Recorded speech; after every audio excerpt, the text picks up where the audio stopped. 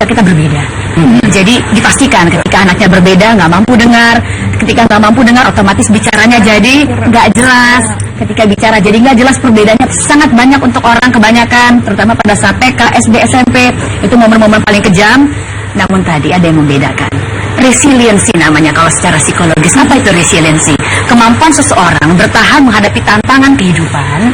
Dan setiap orang belum tentu punya resiliensi ini. Apa yang bikin resiliensi ini tumbuh? I am, I can, ya, dan I want gitu. I am maksudnya gini, waktu dia kecil, meskipun papanya udah nggak ada, sudah meninggal, mama jangan-jangan betul-betul melimpahkan kasih sayang. Jadi cinta itu merasa bahagia karena dicintai. Tiap anak butuh rasa itu. Ketika dia merasa dicintai, jadi dia tahu I am lovable, I am smart. Misalnya ketika dia bisa, mamanya bisa bilang gini, good girl gitu misalnya. I am smart, I am, nah seterusnya. Yang kedua, levelnya ketika nanti umur 3 tahun sampai 5 tahun, I can itu maksudnya gini, I can do it. Karena dia tahu dia smart, dia tahu dia cerdas, I can do it. Maka tadi dia bilang, I can do it, saya pasti bisa, saya punya mama, saya punya Allah gitu. Jadi kuat banget. Berikutnya adalah, ya tadi, I want. Dia mau lulus ini, dia mau bikin ini, dia mau bikin ini. Itu namanya resiliensi. Dan gak semua orang punya resiliensi seperti ini. Hanya orang-orang yang masa kecilnya dipupuk dengan baik oleh lingkungan dan disupport oleh lingkungan, itu yang mampu bikin resiliensi tumbuh berkembang. Iya. Oke, gimana nih? Kalau di Al-Quran di surah Ali Imran ayat 139 bunyinya gini, wala tahinu wala tahzanu wa antumul a'launa in kuntum mu'minin. Jangan kamu merasa lemah, jangan kamu merasa sedih, sementara kamu yang paling tinggi derajatnya kalau kamu orang yang beriman. Jadi kalau kita lihat dari ayat tersebut, kalau kita merasa bahwa punya Allah tadi kan, kuncinya adalah punya mama, punya Allah gitu. Karena dia merasa punya Allah, karena nggak merasa punya Allah, akhirnya ada rasa kuat, tidak sedih, tidak lemah. Kita lihat sahabat-sahabat Rasulullah Shallallahu Alaihi Wasallam itu banyak sekali yang memiliki kekurangan fisik. Kita lihat Abdullah bin Ummi Maktum yang matanya tidak bisa melihat. Ada namanya Ibnu Mas'ud, sahabat Nabi Ibnu Mas'ud radhiyallahu anhu yang kakinya kecil, sering diejek sama teman-temannya ketika itu. Waktu Ibnu Mas'ud naik ke pohon, kakinya kecil kayak burung merpati gitu, kakinya kecil gitu ya. Jahat ya kalau ngebully. Terus banyak sahabat-sahabat Rasul juga dari kalangan budak kulit hitam gitu yang sering diejek-ejek gitu ya, namanya Bilal bin Rabah radhiyallahu anhu, dan masih banyak lagi.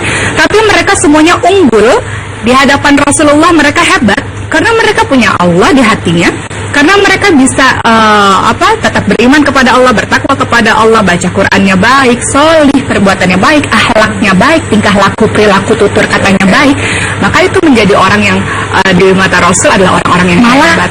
Ustazah Uki dan Mbak Maudi, saya punya salah satu mahasiswa, kebetulan saya dosen, dia nggak bisa lihat, semangat belajarnya tinggi banget, selalu di-guide oleh asistennya ke dalam kelas saya, dan selalu minta izin untuk ngerekam ya Bu ya. Semua obrolan dosen, dan belajarnya gigih sama seperti Anda.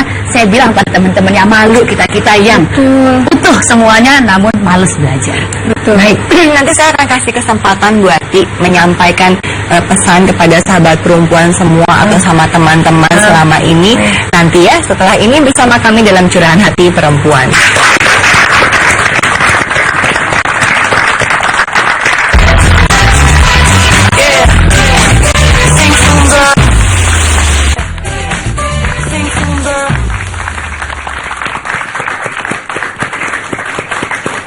Baik, kita lanjutkan lagi ngobrol sama Ti Santoso. Ini sebelum memanggil sahabat perempuan yang berikutnya, saya persilahkan untuk Ti ingin menyampaikan mungkin kepada Mama yang selama ini ada untuk Ti, kepada teman-teman yang mungkin kondisinya sama, atau juga justru malah teman-teman yang selama ini jahat gitu sama Ti gitu. silakan boleh ngobrol. Karena Ati pada Mama saya telah mensupport dan itu saya selama ini. Dan untuk sahabat-sahabat harus terus berjuang dan semangat seperti saya, harus bisa membuktikan pada dunia bahwa kita itu bisa dan mampu. Masya Allah. Keren, harus ya? Semangat berjuang dan membuktikan kepada dunia bahwa kita mampu gitu ya. Keren ya, saling menyemangati satu sama lain ya. Itu keren sekali ya. Sekarang dalam kondisi mau melamar kerjaan, sudah sarjana, mencari kerja, tetapi udah 437 tidak belum ada ya Pak. 37. Selamat bulan. 6 bulan ini melamar pekerjaan ke 437 perusahaan, belum ada yang dipanggil. Tolong dibuka mata dan wawasannya, diberikan kesempatan kepada teman-teman yang mungkin memang kekurangan keterbatasan fisik namun mampu secara intelektual. Tolong para perusahaan, ini harusnya pemerintah juga turun tangan, turun campur untuk bisa memberikan kesempatan kepada para warganya karena mendapatkan hak yang sama. Betul? Betul. Benar lagi ya. Oke, terima kasih untuk Pi. Dan sekarang kita lihat dulu sahabat perempuan yang kita yang kedua. Ini dia tayangannya.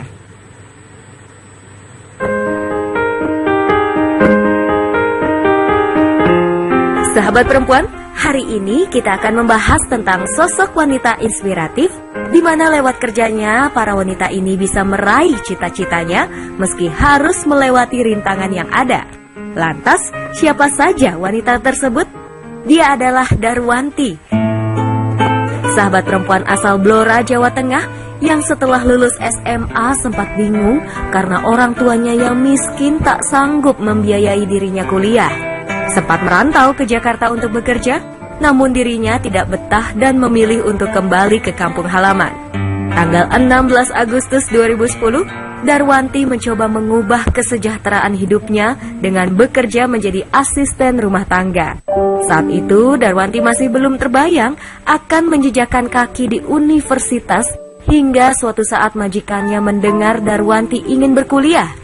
Kini, Darwanti telah berhasil membanggakan kedua orang tuanya yang hanya berprofesi sebagai petani dengan meraih gelar sarjana dan predikat cum laude dengan IPK 3,68. Tak puas hanya meraih gelar sarjana, saat ini sahabat perempuan satu ini tengah melanjutkan kuliah S2. Lantas, seperti apa sahabat perempuan ini saat menuturkan kisahnya? Selengkapnya hanya di Curahan Hati Perempuan berikut ini.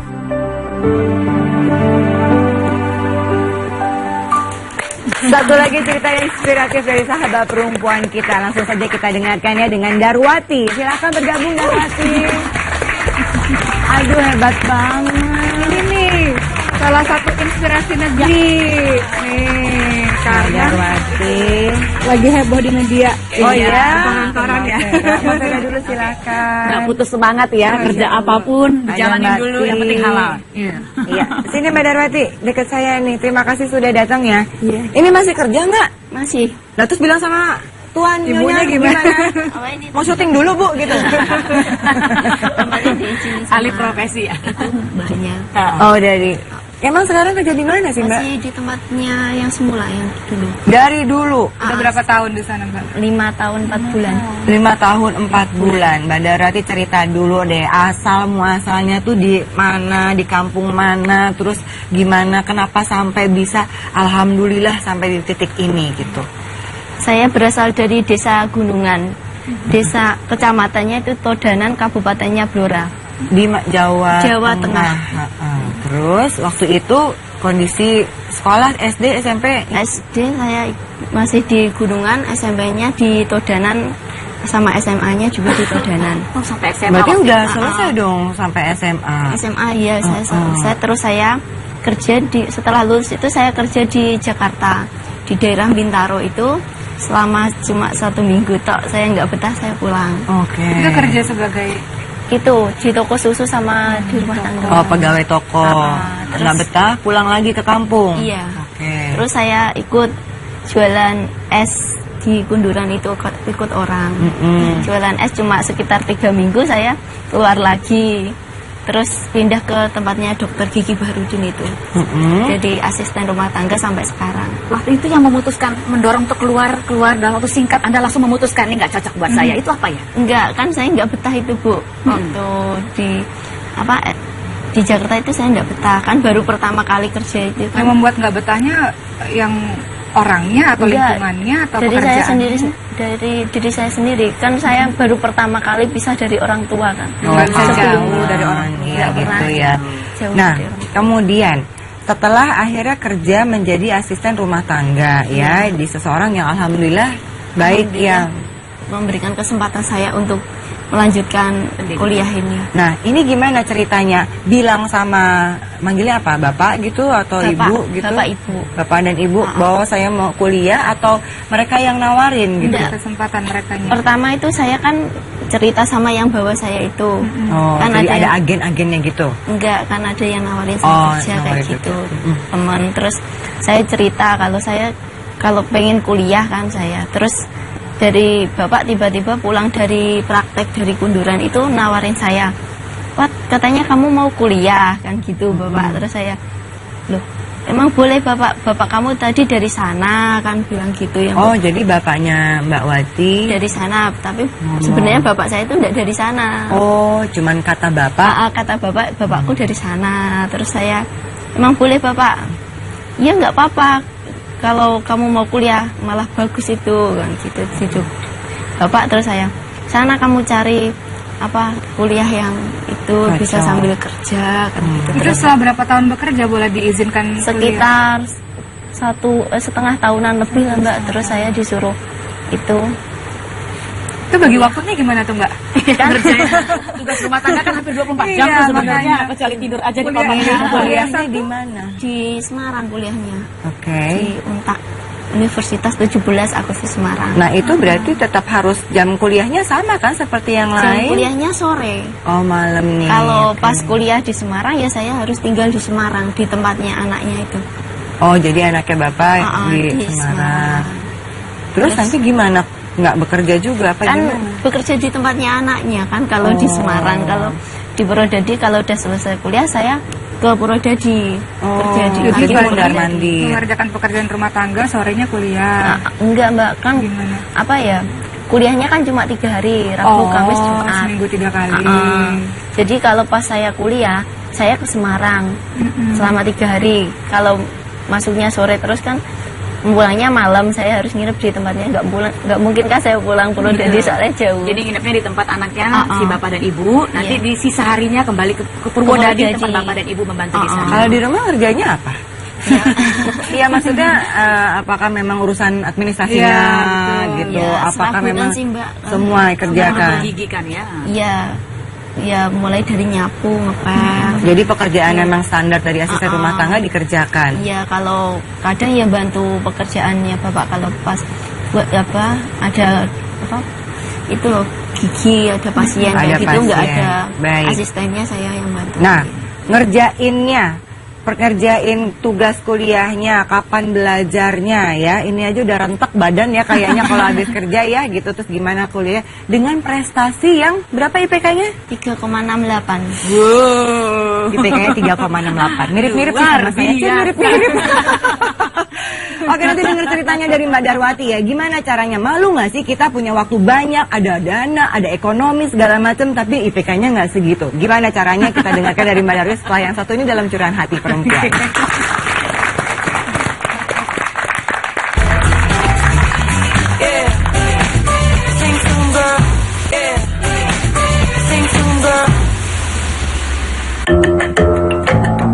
Wanita inspiratif itu menurut saya yang mandiri, punya tekad, punya kemauan.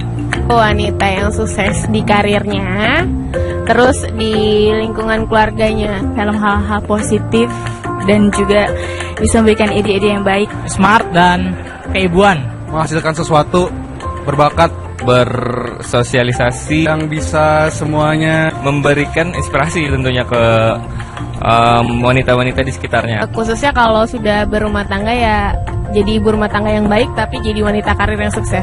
Baik buat anak-anaknya dan baik buat suaminya ya. Dan memberikan perubahan bagi lingkungannya ke arah lebih baik. Dan memberi inspirasi buat orang lain itu udah jadi panutan sebagai wanita inspiratif ya.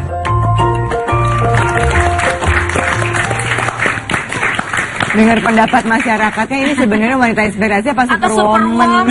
superwoman atau masokis, hati-hati loh ya, yang bisa melakukan sesuatunya atau memang rela digitu-gituin gitu. Tapi intinya adalah bahwa wanita inspiratif itu yang mampu memberikan inspirasi kepada yang lain dan menjadi panutan buat lingkungannya. Oke, sekarang ada Darwati di sini cerita. Ingin banget sekolah, kuliah, akhirnya diberikan kesempatan sama, boleh kita bilang majikannya gitu? Iya. Boleh ya? Kemudian, namun memang selama biaya kuliahnya ini tetap ditanggung oleh Darwati. Iya. Atau dibiayain? Kalau waktu semester 1 itu saya ngisiin gaji saya untuk membayar kuliah saya. Tapi hanya semester 1 sampai Itu kuliah?